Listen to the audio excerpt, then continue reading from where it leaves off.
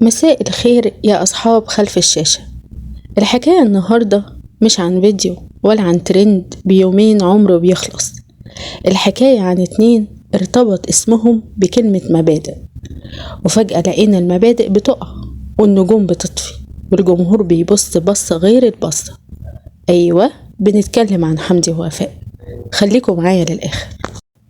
حمدي ووفاء كانوا دايما مثال للكابل اللي طالع من وسط الناس، بيغلطوا بس بيرجعوا، بيتخانقوا بس بيتصالحوا، وكان عندهم دايما الجملة المشهورة: احنا مش بنبيع مبادئ، احنا بنقدم محتوى محترم. والجمهور صدق، لانهم كانوا بيدافعوا عن الحرية والستر والالتزام، ودايما يقولوا الشهرة مش هتغيرنا، بس محدش قال ان الترند ممكن يغير اي حد.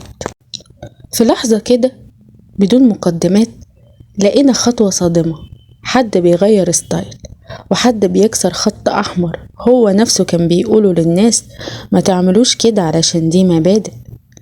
وفجأة الجمهور حس بحاجة غريبة، مش إنهم اتغيروا، المشكلة إنهم اتغيروا بالعكس تماما من اللي كانوا بيدافعوا عنه، وده اللي عمل الشرخ.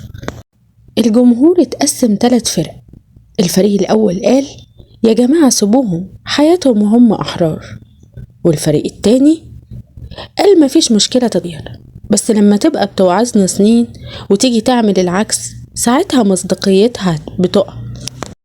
أما بقى الفريق التالت بقى قاعد ماسك الفشار ومستني كل يوم حلقة جديدة من مسلسل حمدي ووفاء والمبادئ اللي راحت على القهوة.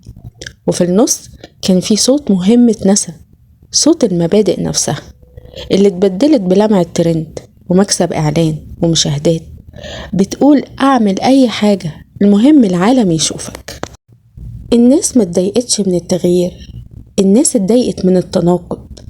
لما اللي طول عمره يشرح لك يعني ايه احترام يبقى أول واحد يكسر نفس القيمة، لما اللي طول عمره يلبس دور الناصح يبقى أول واحد يقلب للجانب اللي كان بينتقده.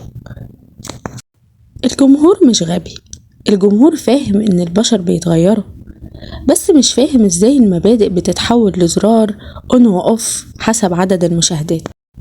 الترند ما صدق، على طول ماسكهم عاصرهم وزود البهارات، كل يوم عنوان، كل يوم تحليل، كل يوم فيديو رد فعل. وبرغم كل ده هم كانوا مكملين، لان ارقام المشاهدات بتقول لهم ما تبطلوش، كملوا، الناس بتتفرج. وهنا كان السؤال الحقيقي، هم بيعملوا كده قناعة ولا مكسب ولا خوف من الاختفاء؟ أكبر مشكلة مش إن المبادئ وقعت، المشكلة إن الثقة وقعت معاها. الجمهور اللي كان شايفهم قدوة بسيطة بقى شايفهم مشروع ترند. وأسوأ حاجة ممكن تحصل لأي صانع محتوى مش إنه يقل ولا إنه يتهاجم، أسوأ حاجة إن الجمهور يحس إنه فقد احترامه ليك. لسه قدامهم اختيار، يا إما يراجعوا نفسهم ويقولوا احنا غلطنا بس لسه نقدر نرجع، يا إما يكملوا في طريق المشاهدات أولا والمبادئ تحت الترابيزة.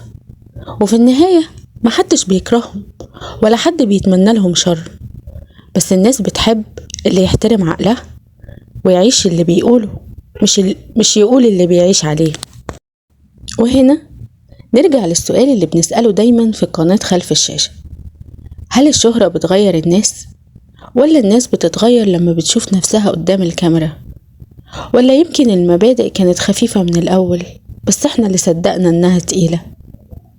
قولولي رأيكم، هل اللي حصل ده تغيير طبيعي ولا خلع للمبادئ تحت ضغط الترند؟ أنا خلف الشاشة شغلي مش ههاجم ولا طبل، أنا بس بقول اللي ورا الصورة والباقي عندكم. وده كان تحليل النهاردة. لو عايزين تحليلات أكتر وترندات أكتر تابعوني دايما، وتنسوش اللايك والسبسكرايب للقناة.